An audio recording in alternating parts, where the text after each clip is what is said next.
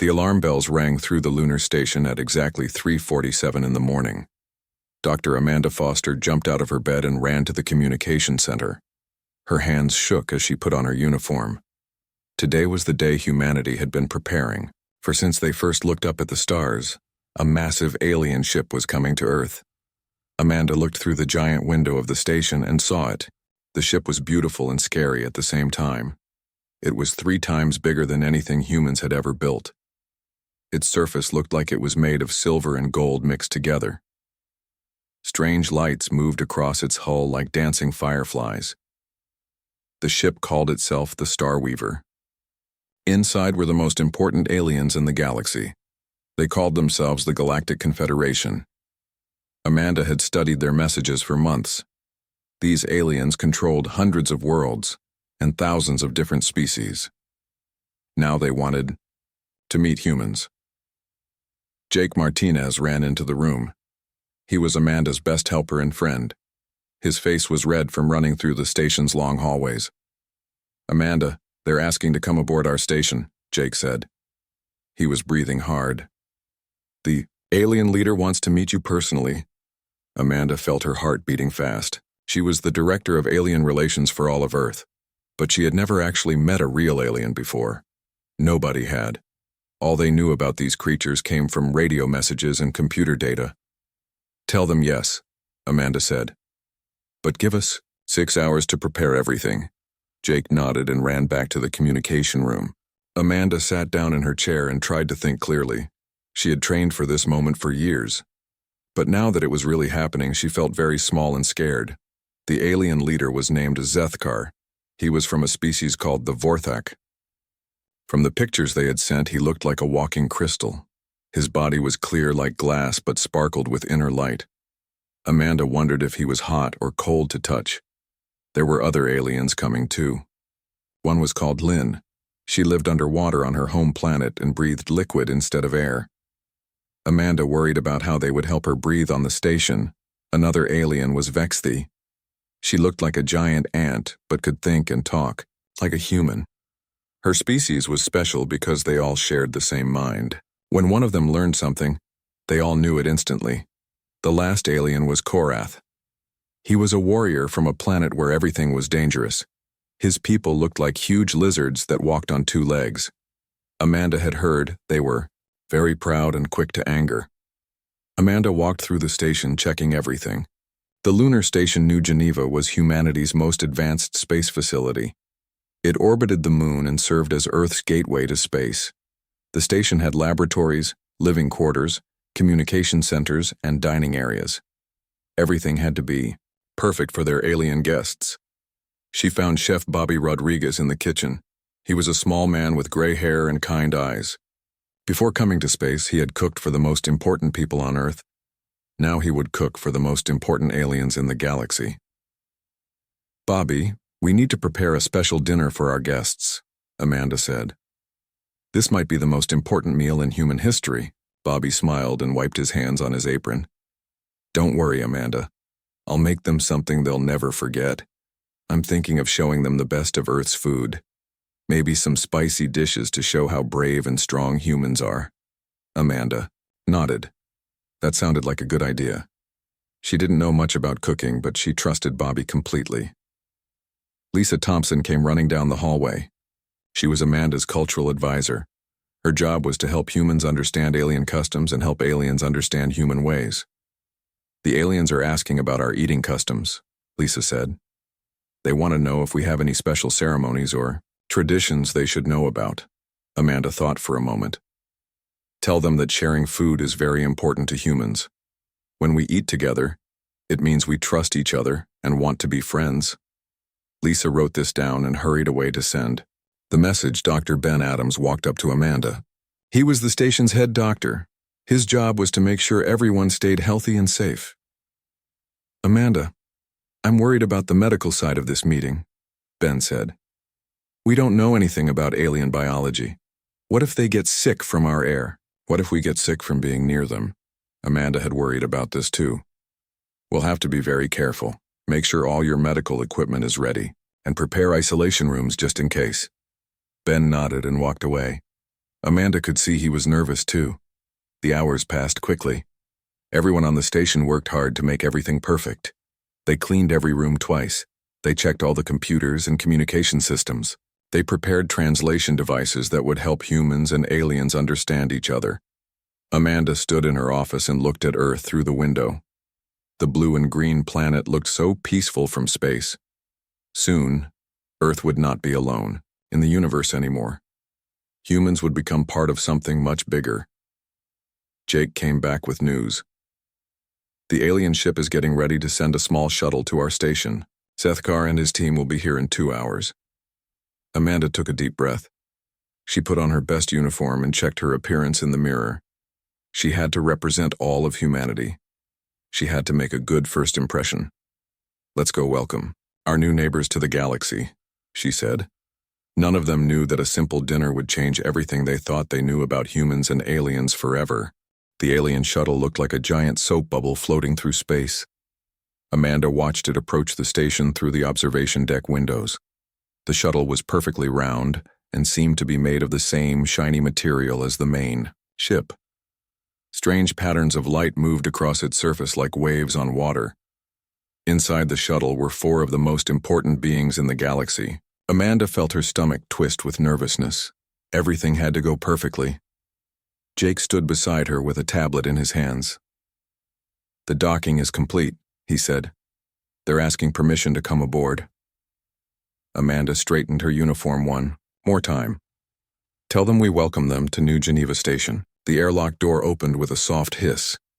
Ambassador Zethkar stepped through first. Amanda had seen pictures, but seeing him in person was completely different. He was tall, maybe 7 feet high, and his body really did look like it was made of living crystal. Light seemed to come from inside him, making rainbow patterns on the walls around him. Behind him came the other 3 aliens. Hlyn moved in a special suit filled with water. Amanda could see her swimming inside it like a person-sized aquarium. Her skin was blue-green and she had what looked like gills on her neck. Vexthi clicked and buzzed as she walked. She looked exactly like a giant ant, but she wore a translator device around her neck. Her big black eyes moved constantly, watching everything. Korath was the biggest and scariest. He stood 8 feet tall, and his skin looked like green armor. His yellow eyes stared at Amanda like he was deciding if she was dangerous or not. "Welcome to our station," Amanda said. She tried to keep her voice steady. "I am Dr. Amanda Foster, Director of Alien Relations for Earth." Zethkar's voice came from a small device on his chest. It sounded like music mixed with the sound of wind. Chimes. "We are honored to meet humanity for the first time. Your species has impressed the Confederation with your rapid progress." Amanda smiled. "We are excited to learn about the galaxy and hopefully join your Confederation someday." "That is why we are here," Zethkar said. "We must understand your culture and see if humans are ready for galactic citizenship." Lisa Thompson stepped forward. "We have prepared a cultural exchange program for you. We would like to show you human art, music, and food." Vexthi's antennae moved quickly. Her translator buzzed. "Food sharing is significant in many cultures. We would be interested in experiencing human nutrition methods." Amanda felt excited. This was going better than she had hoped. "We would be honored to prepare a special dinner for you. Our chef has planned something very special to show you the best of Earth's cuisine." Korath growled something in his own language. His translator made a rough sound. "Warriors of my species believe that a culture's food shows their strength. We will judge your worthiness by what you dare to eat." Amanda didn't understand exactly what he meant, but she nodded anyway. "Our chef will make sure you experience food that shows human courage." They gave the aliens a tour of the station. Zethkar was fascinated by human technology. He touched the walls and seemed to analyze them somehow. His body glowed brighter when he was interested in something. Hlyn loved the water recycling systems. She asked many questions about how humans managed water in space. Her suit made bubbling sounds when she was excited. Vexthi examined everything with her big eyes. She asked about human communication methods and seemed confused that humans didn't share thoughts directly. Korath studied the station's defenses and security systems. He nodded with approval when he saw that humans had prepared for possible dangers in space. While Amanda gave the tour, Chef Bobby Rodriguez worked hard in the kitchen. He wanted to create a meal that would show aliens how amazing human food could be. He decided to make dishes from different parts of Earth to show how diverse human culture was. Bobby started with appetizers. He made small corn chips with his grandmother's special salsa. The salsa had fresh habanero peppers that he had grown himself in the station's garden. He thought it was mild compared to some foods he could make. For the main course, he prepared Carolina Reaper chili. It was his specialty and won contests back on Earth. He also made ghost pepper curry from an old Indian recipe. The smell filled the kitchen and made his eyes water, but he smiled. This was real human food. He prepared Nashville hot chicken, coating it with cayenne pepper and paprika until it glowed red. For vegetarians, he made Sichuan hot pot with enough peppercorns to make anyone's mouth tingle. Bobby hummed while he cooked. He had no idea that the spices he used every day were completely unknown in the rest of the galaxy. Meanwhile, the aliens studied human customs in their guest quarters. They read reports about human behavior and tried to understand Earth culture. Zethkar found human art beautiful but strange. These humans create beauty from chaos, he told his companions. Their music has no mathematical pattern, yet it pleases the mind. Lynn was reading about human oceans. Their water contains many dissolved minerals. This may affect their taste preferences, she said. Vexthy studied human social behavior. Individual humans make decisions without consulting their group mind. This is unprecedented in known civilizations. Korath practiced human gestures. They show respect by grasping hands and moving them up and down. They show aggression by forming fists. Simple, but effective. None of them paid attention to the food preparation reports. They saw words like spicy and hot, but thought these meant temperature, not chemical composition. In their languages, there were no words for the burning sensation that capsaicin creates. As evening approached, Amanda sent an invitation to dinner. The message was translated into 4 different alien languages. It read, "Please join us for a traditional human feast featuring bold and exciting flavors that represent the courage and strength of humanity."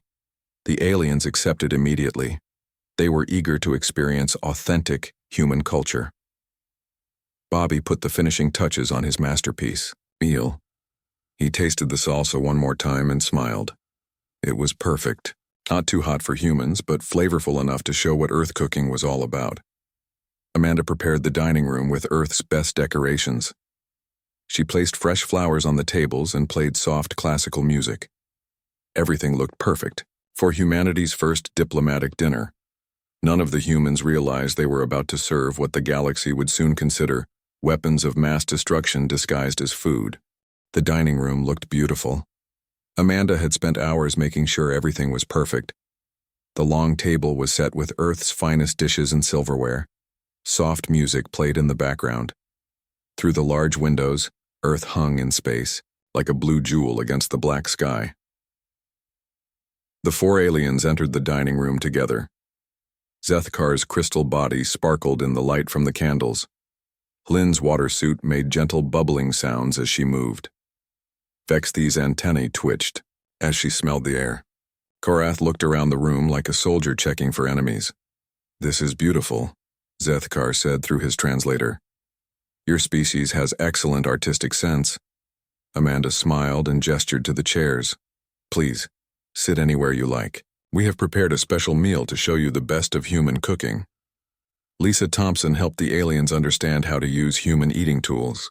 Forks and knives were strange to them, but they learned quickly. Helene had special tubes that brought food into her water suit. Vexthy could taste through her antennae, so she didn't need to put food in her mouth. Jake brought out the first glasses of water and juice. The aliens tried both and seemed to enjoy them. Everything was going well. Chef Bobby Rodriguez came out of the kitchen carrying a large tray. He was smiling and proud of his work. On the tray were small corn chips with red salsa in bowls. "This is our first course," Bobby said. "It's a traditional appetizer from Mexico on Earth. The salsa is made from fresh tomatoes, onions, and habanero peppers. It's very mild by human standards. Amanda translated Bobby's words for the aliens. They listened carefully and nodded. We are honored to try authentic human food, Zethkar said. The aliens looked at the colorful salsa with interest. It smelled good to them. They had no idea that the innocent-looking red sauce contained capsaicin, a chemical their bodies had never encountered before. Korath picked up a chip and dipped it in the salsa. Warriors of my people believe that trying new food shows courage, he said. He put the whole chip in his mouth and chewed. For a moment, nothing happened. Korath swallowed and nodded. The flavor is interesting, he said. Then his eyes went wide. His translator made a strange crackling sound. Korath's green skin began to turn red around his mouth and throat. Is something wrong? Amanda asked. Before Korath could answer, Zethkar tried the salsa too. The crystal being's body immediately began to glow brighter. The soft light inside him turned from blue to yellow to orange. This is unusual, Zethkar said. His voice sounded strained through the translator. Lynn reached for her portion with her feeding tube. The salsa entered her water suit and mixed with the liquid around her. Within seconds, the water began to bubble violently. Lynn's gills flapped rapidly as she tried to process what was happening. Vexthi touched the salsa with her antennae. The reaction was immediate and dramatic. Her antennae started smoking. Not real smoke, but a chemical vapor that her body produced when it was in extreme distress. Oh no, Amanda whispered. She realized something was terribly wrong, but the aliens didn't want to seem weak or rude. They had traveled across the galaxy for this diplomatic meeting. They couldn't fail now. The food is very stimulating, Zethkar said. His body was now glowing bright red like a warning light. Please continue with the meal. Bobby looked worried. Are you sure you're okay? You all look different than before. Korath slammed his fist on the table. The dishes jumped and rattled. A warrior does not show weakness, he shouted. His voice was rough and his breathing was heavy. Bring more of this human food. Amanda looked at Jake with panic in her eyes. Jake quickly activated his communicator to call Dr. Ben Adams. Lynn's water suit was now bubbling like a pot of boiling soup. She was swimming in circles inside it, trying to cool down. Her blue-green skin had turned bright pink. This is a remarkable experience, she managed to say through her translator. Human food is very powerful. Vexthi's smoking antennae were now twitching wildly. Through her translator came a series of rapid clicks and buzzes. My hive mind is receiving emergency signals, she said. They want to know if I am under attack. Bobby backed toward the kitchen. Maybe I should get some milk, he said. No, Korath shouted. Bring the next course. We will not be defeated by human food. Amanda tried to stay calm. Maybe we should take a break. You all seem to be having strong reactions. Zethkar's crystal body was now pulsing with red light like a heartbeat. We cannot stop now. This is a test of our diplomatic resolve. Dr. Ben Adams ran into the dining room with his medical bag. He stopped dead when he saw the aliens. Zethkar looked like a living emergency beacon. Lynn appeared to be boiling in her own suit. Vexthi's antennae were creating a small cloud of vapor. Korath was gripping the table so hard his claws were leaving marks in the wood. What did you feed them? Ben asked Amanda. Just salsa, Bobby said weakly. It wasn't even that spicy. Ben stared at him. You gave aliens capsaicin on their first day meeting humans. Amanda felt her heart sink. She had read about capsaicin in her xenobiology studies. It was the chemical that made peppers hot. Most Earth animals avoided it completely. She had never thought about what it might do to alien biology. But the strangest thing was happening. Despite their obvious distress, the aliens seemed to be feeling something else too. Zethkar's rapid breathing had become more rhythmic. Lynn was still bubbling, but she was also making what sounded like laughing noises. Vexthi's emergency signals were mixing with what her translator called pleasure indicators. Even Korath, who looked like he was ready to fight everyone in the room, had a strange expression on his face. His angry growls were mixed with something that sounded almost like purring. I don't understand what's happening to us, Zethkar said. His voice was shaking, but he sounded curious rather than scared. This sensation is completely unknown to our species. Amanda realized that the aliens were experiencing something that humans took for granted. The capsaicin was causing them pain, but it was also triggering their bodies to produce natural chemicals that made them feel good. They were getting high from eating spicy food. Bobby peeked out from the kitchen doorway. So, should I bring out the main course? I made Carolina Reaper chili. All 4 aliens turned to look at him. Despite their obvious distress, their faces showed the same expression. They wanted more. Yes, they said together. Amanda knew this dinner was about to become much more interesting. Bobby Rodriguez stood frozen in the kitchen doorway holding a large pot of Carolina Reaper chili. Steam rose from the red mixture like smoke from a volcano. He looked at the 4 aliens sitting at the table and wondered if he was about to start an interstellar war. Are you absolutely sure you want more? Amanda asked the aliens. Her voice shook with worry. Zethkar's crystal body pulsed with bright red light. We must experience more of this human sensation, he said. It is unlike anything in our recorded history. Dr. Ben Adams moved closer to the table with his medical equipment. I really think we should stop here. Your vital signs are all over the place. Korath slammed his clawed hand on the table again. The sound echoed through the dining room like thunder. I am a warrior of the Saurian Empire. No human food will defeat me. But even as he said this, sweat poured down his green face. His yellow eyes were watering and his tongue hung out of his mouth like a tired dog. Lynn's water suit was bubbling so violently that small waves crashed against the glass walls. Inside, she swam in frantic circles. My cooling systems are at maximum capacity, she gasped. But I feel energized. This is fascinating. Vexthi's smoking antennae twitched rapidly. Her translator buzzed with urgent messages. My hive mind is demanding answers. They have never received such confusing signals from any of our scouts. They think I am dying and being reborn at the same time. Amanda watched the chaos with growing alarm. This was supposed to be a peaceful diplomatic dinner. Instead, it looked like the aliens were having some kind of breakdown. Bobby carefully brought out the pot of chili. The smell hit the aliens immediately. All 4 of them reacted like they had been struck by lightning. Zethkar's glow intensified until he lit up the entire room. His crystalline structure vibrated with energy, making a sound like singing crystal glasses. Lynn's bubbling became so violent that water splashed out of her suit onto the floor. She made high-pitched squeaking sounds that her translator couldn't interpret. Vexthi's antennae produced so much vapor that a small cloud formed above her head. The emergency signals from her hive mind were now so loud that everyone could hear them through her translator. Korath stood up so fast that his chair fell over backward. What is that weapon you carry? He demanded, pointing at the chili pot. It's not a weapon, Bobby said quickly. It's just food. Regular human food. Amanda stepped between Bobby and Korath. Please, everyone calm down. We can stop eating, right? Now, no! All 4 aliens shouted together. The humans stared at them in shock. Despite their obvious distress, the aliens seemed desperate to continue. Jake pulled Amanda aside. I think something strange is happening to their brains, he whispered. Look at their behavior patterns. Amanda observed the aliens more carefully.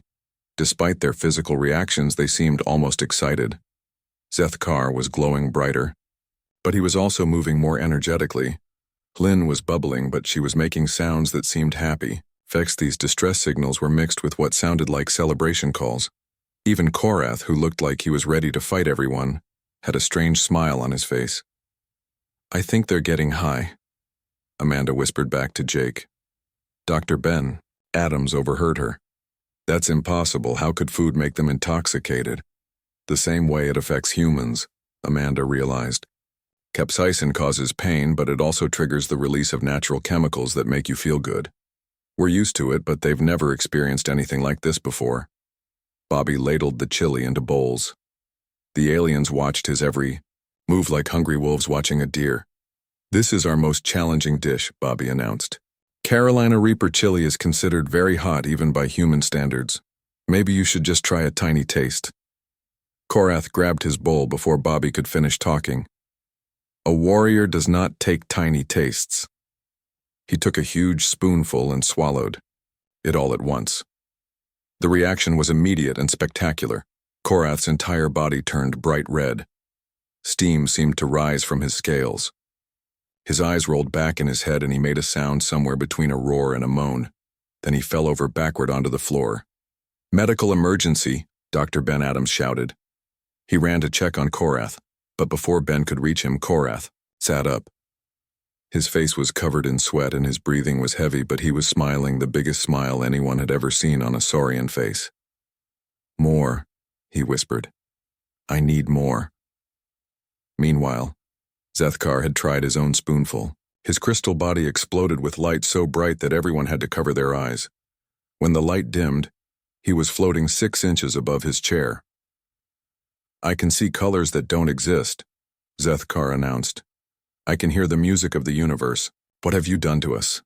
Lynn poured her entire bowl into her water suit. The liquid inside immediately turned bright red.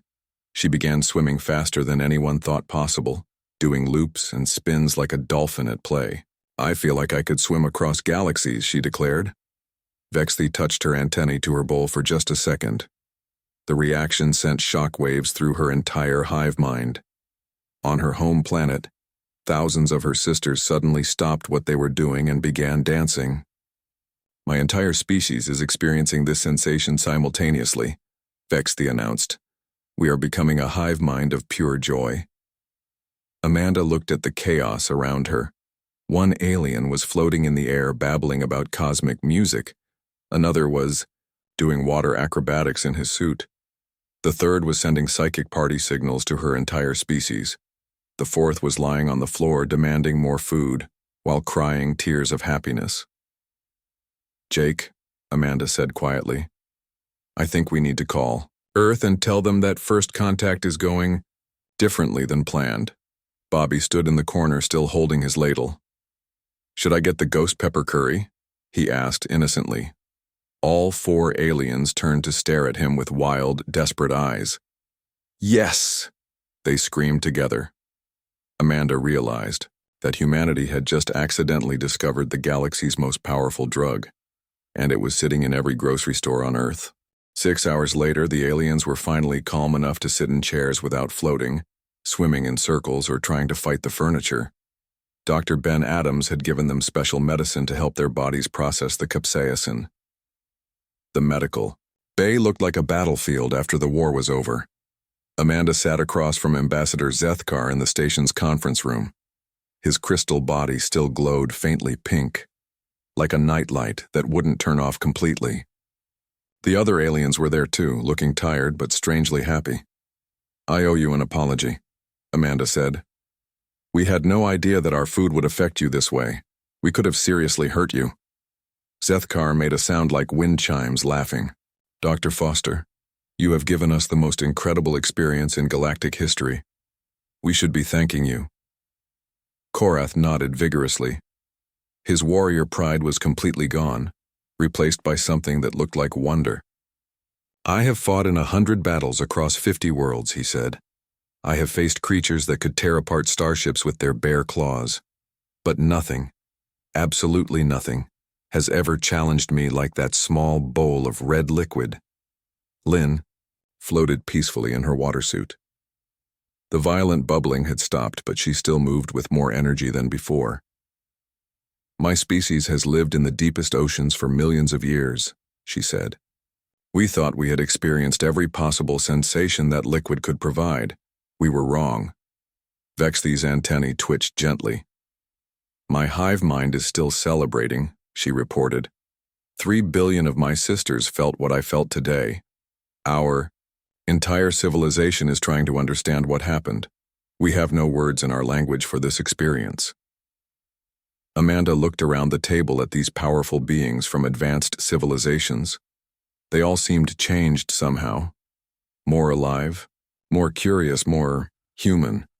"Can you explain to us what you felt?" Lisa Thompson asked.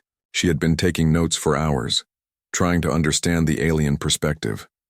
Sethkar's body pulsed with soft light as he thought. Your capsaicin created a sensation we have never encountered. It caused pain, yes, but also triggered biological responses that our species only experiences during the most important moments of life. Reproduction, spiritual awakening, the bonding of souls. Your simple food created all of these feelings at once. Dr. Ben Adams leaned forward with interest. So you're saying that spicy food affects you the same way that major life events affect your emotions? More than that, Lynn said. On my world, we have ancient legends about a mystical substance that could grant temporary enlightenment. We thought they were just stories. Today we discovered that humans carry this mythical substance in their kitchen cabinets. Korath laughed, a deep rumbling sound that shook the table. My people believe that the greatest warriors are those who can find strength through suffering. We have competitions and trials to test this ability, but you humans do this every day for fun, while eating dinner with your families. Amanda began to understand something important. Are you saying that no other species in the galaxy eats spicy food? No species is even capable of it, Vexthi explained. Capsaicin is a defense mechanism that plants evolved to stop animals from eating them. Every intelligent species we know learned to avoid it millions of years ago, except humans. But why do humans eat it? Sethkar asked. Your species actively seeks out this painful experience. You grow these plants specifically to consume the chemicals that cause distress. This behavior makes no sense to galactic science. Bobby Rodriguez, who had been quietly listening from the corner, finally spoke up. Because it tastes good, he said simply. And because it makes us feel alive. The aliens stared at him like he had just revealed the secret of the universe. You find joy in controlled suffering, Korath said slowly. You have turned biological warfare into cuisine. You have made poison into pleasure. Amanda realized that this conversation was much bigger than just food. What does this mean for humanity's application to join the Confederation? Sethkar stood up, his crystal body glowing brighter. Dr. Foster, in the thousands of years that the Galactic Confederation has existed, we have never encountered a species like yours. You don't just survive in harsh conditions. You create harsh conditions for entertainment. Most species develop technology to make life easier and more comfortable, Lynn added. Humans develop technology and then use it to create new challenges for themselves. Your space program is a perfect example, Vexthi said. You built machines that could safely explore space from your planet's surface. Instead, you climbed inside those machines and launched yourselves into the vacuum of space for the experience of being there personally. Korath grinned, showing teeth that could bite through metal. Any species that treats chemical weapons as seasoning and the vacuum of space as a travel destination is not just ready for galactic citizenship, they are ready to lead. Amanda felt her heart racing. What are you saying? Sethkar's body blazed with golden light. Ambassador Foster, I am recommending that humanity be granted immediate full membership in the Galactic Confederation, not as junior members who need guidance, but as senior partners who can teach the rest of us about courage. But there's one condition, Lynn said with what might have been a smile. Chef Rodriguez must come with us to the galactic capital. The Confederation Council needs to experience human cuisine for themselves. Bobby's eyes went wide. You want me to cook for aliens across the galaxy?